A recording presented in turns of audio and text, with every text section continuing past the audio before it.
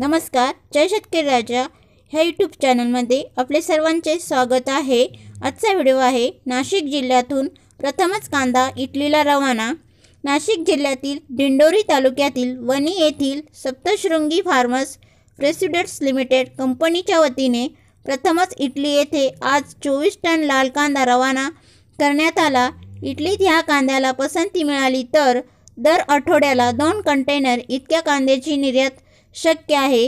Italy येथील एका व्यापाऱ्याने हा 24 टन कांदा 1.25 रुपये प्रति किलो दराने खरेदी केला आहे।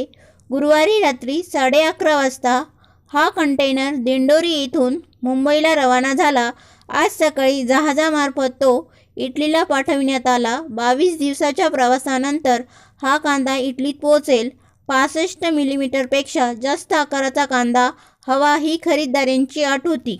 त्याचप्रमाणे सप्तशृंगी फार्मर्स प्रोड्यूसर्स कंपनीने त्यांच्या 9 शेतकरी सभासदांकडून 14 टन कांदा खरेदी केला। उर्वरित 10 टन कांदा उमराणे येथील कंपनीकडून घेण्यात आला आहे। लाल कांदा फार दिवस सूर्यप्रकाशात राहिल्यास त्याला कोंब फुटू लागतात। हे टाळण्यासाठी हा निर्यातक्षम कांदा 1 अंश सेल्सिअस तापमानात साठविण्यात आला आहे, अशी माहिती कंपनीचे संचालक संदीप जावळे यांनी दिली। जिल्ह्यातील कांद्याला इटली, युरोप येथील बाजारपेठ उपलब्ध व्हावी यासाठी दिंडोरीचे तालुका कृषी अधिकारी अभिजित जमधडे यांनी दिंडोरी तालुक्यातील जानोरी येथील हलकॉन कार्गो हबचे मुख्य कार्यकारी अधिकारी सुरेंद्र सेन यांच्याशी संपर्क साधला।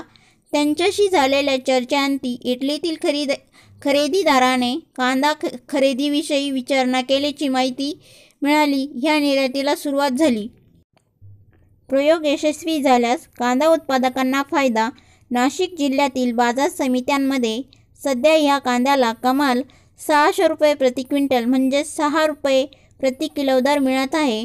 निर्यातीचा हा प्रयोग यशस्वी झाल्यास जिल्ह्यातील कांदा उत्पादकांना फायदा होईल अशी आशा आहे।